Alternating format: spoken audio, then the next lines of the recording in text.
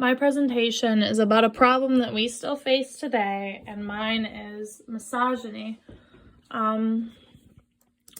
Misogyny is a huge problem that we face all around the world, and in order to make a change to put an end to misogyny, feminism must be promoted. The concept of feminism is often misinterpreted as for the hatred of men or for female supremacy. Feminism is evolving and is seen in many different ways. This allows women to stand together to make a change. Many accomplishments have been made, such as the Women's Suffrage Act, and women are seen as more equally. I mean, we don't have to wear skirts and dresses and stuff in schools like how it was like 60 years ago. But women are still oppressed in many ways. I know I had firsthand experience. I mean, growing up, I was always told boys will be boys, and they always got the benefit of the doubt because they were allowed to act a certain way and they got excused. Despite the opinions of some individuals, feminism is an effective ideology for putting an end to misogyny and achieving gender equality. What is misogyny? So, misogyny is an ingrained prejudice against women. It can be seen in many different ways, like sexual objectification, violence, male privilege. They belittle women's contributions or whatever.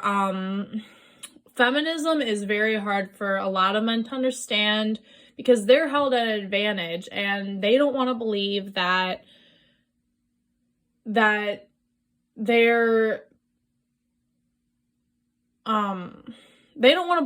held at an advantage.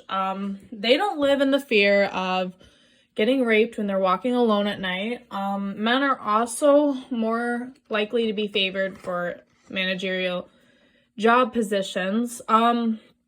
Oftentimes, women who are strong leaders are labeled as crazy, nasty, or even a bitch. I mean, Hillary Clinton, for example, is labeled all three of those things, and people will bow their heads down to Donald Trump. And he has said some really questionable things. Men are inherently more valued and trusted in modern day society. And women will usually have to work harder for the same position just to get, appreciated or for them to get the job.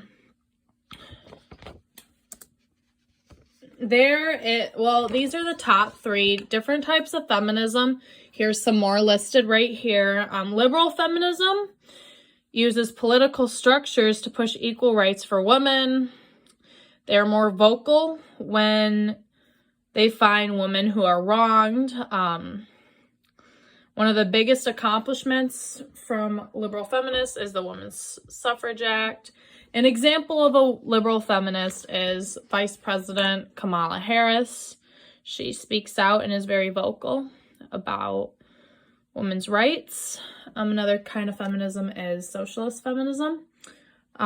This is also known as Marxist feminism and is seen to be the most extreme. They argue that traditional gender roles are the leading factor in female oppression, not patriarchy. They are also anti-capitalism, and and then another type is cultural feminism. They more so value women's contributions and achievements, and they do have women's rape crisis centers, and they morely focus on bettering women and recognizing just how great they are. My personal understandings of feminism then versus what it used to be, it's drastically changed.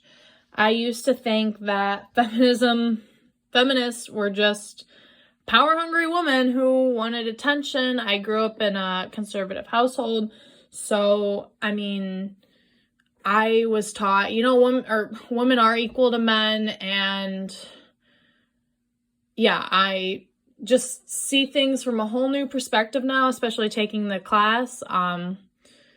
I understand the ultimate goal of feminism is to let women live their lives freely, that having to feel obligated to their traditional gender roles. In conclusion, feminism is an effective ideology that is very crucial for putting an end to misogyny.